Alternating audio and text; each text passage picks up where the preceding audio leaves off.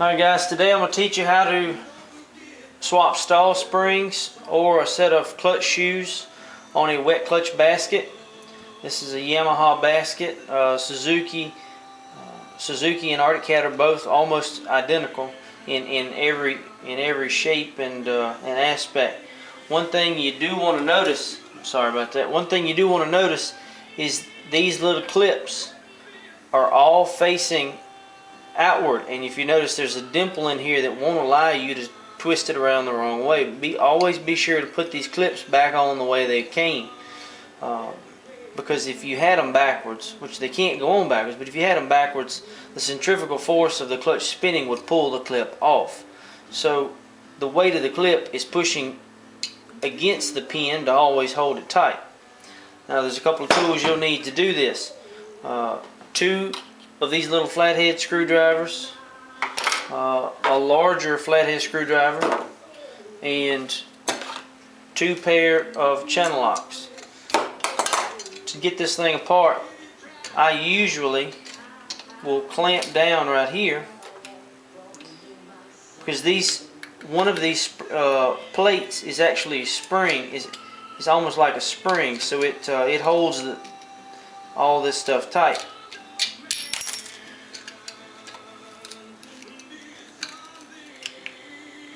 Just twist these things side to side and they'll come off pretty easily. You just squeeze your pliers, you push down on this, you see the gap that I have here now. You could probably get it off with your finger.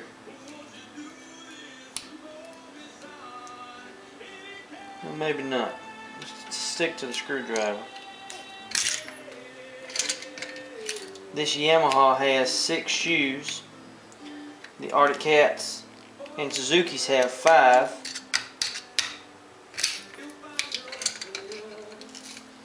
You just take them off one at a time.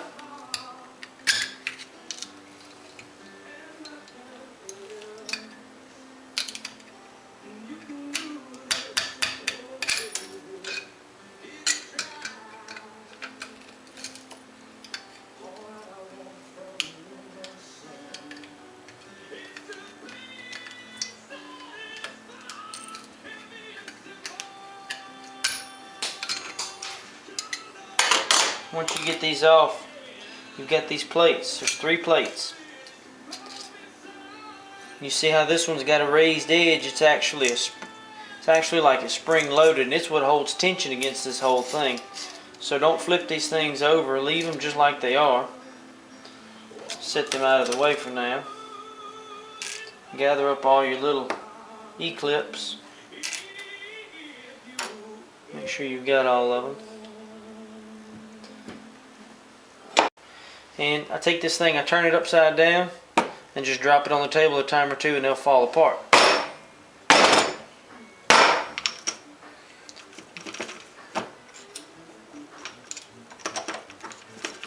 If you just wiggle it, all these things will come up. There's a set of pins in this wet clutch housing that go through the wet clutch shoes themselves. That's what just keeps it all in line. It just all slide apart. Now you've got these pins, and these shoes are sitting, these holes right here on these pins. Now if you notice here, these shoes all have these little springs on them, and there's a hole here and a hole here in the shoe opposing each other where your spring goes. Now when you flip this thing upside down, all of the springs fall out of place. It's because when you put this guy back upright, all the springs are going to be facing the other direction. So what I'll do is I'll get all these guys out of the way.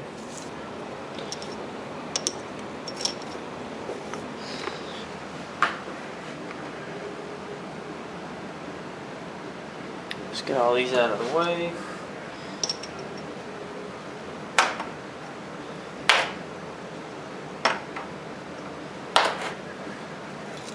Get your springs. All right. Take your piece here. Make sure there's no no grit or grime in it. Just make sure it's clean. Wipe it down with a towel if you need to. Now my hands are dirty, so I'm going to go wash my hands before I start touching these new shoes. These new wet clutch shoes that I'm putting in here, I don't need to get them dirty. The grease and grime from my hands will not do too good on them. So we always want to keep our hands clean if we're installing new shoes. If you're putting in stall springs, again, I would recommend keeping your hands clean for this next step. Alright, now that you got your hands clean, let's see, we take our drum here, and if you'll notice, these little pins are going to fit in these little slots. So our shoe goes with the big pin through this hole, and the little pin goes out here, and this shoe operates by sliding back and forth like this. So what we do to put this guy back together, I'm actually going to pull the shoe out just a little bit, pull it out, and let this guy fall down in here behind its little slot where it fits. I'm going to do all of them just like that. Put every single one of them on to where they're down. They're not quite all the way on. They're not all the way down on the shafts. I mean on these little studs. Like so. Like so. And like so. Now if you notice, none of these guys.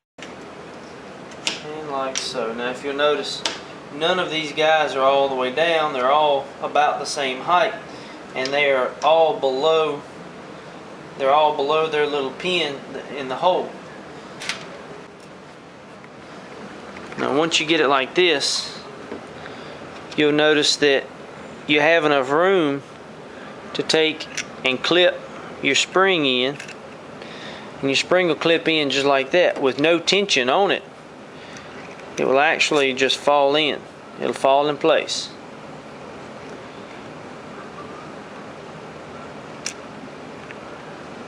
Your spring should fall in fairly easily, just like so. And see, since this clutch is sitting like this, the spring will just fall right in rather than you have to stress and try and stretch a spring. So they all fall in just like that. Now that you've got the clutch that far along, you take your bigger screwdriver and you stick it right in between two of these shoes. Now these are metal, so you can stick it right in here, and you're twisting, push down with your thumb on this one, and you push back, and you're just going to try and get that shoe to fall down to where the pin falls in to its little slot, just like that. You go all the way around doing every single shoe just like that.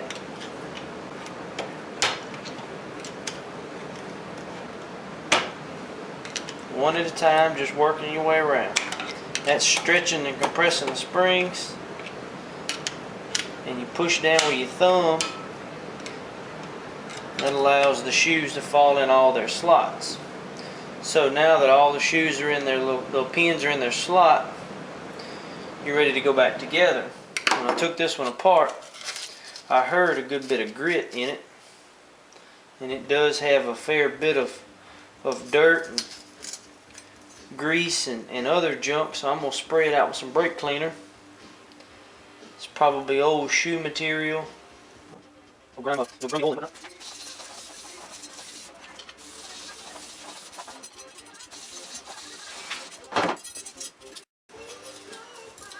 Now remember, these plates, the way they go, one of them is actually under tension. It's actually like a big spring, and it pushes out against the other two plates to hold tension on these shoes to always hold them in place. Be sure you remember, the one with the cup and the lip goes down first. The spring goes with the I guess you would call it the inner hat facing upwards. And this one goes with the little dimples facing upwards as well. That allows you to only put your E-clips on one way. Now, get your channel locks and clamp back down on your plate here. You get one of your E-clips started. This is where your little pair of channel locks comes into play, so that you can clip this little guy in. It's a little tougher than you can do by hand.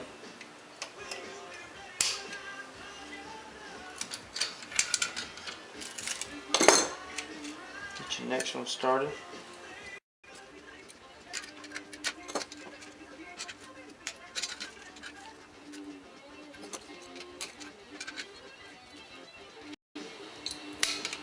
You see, I'm actually compressing the little bit of spring tension in that plate.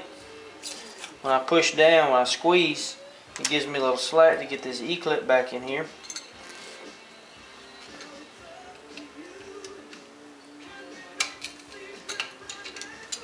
Now all of them are installed. About the only other thing to do is make sure all your E-clips are centered like they should be.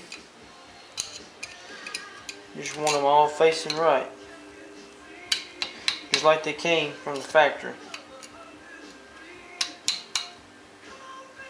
Now that's complete. Now you can swap out a set of shoes. You can swap out stall springs. They swap out just the same. You have to take everything apart just the same. Now this setup is complete.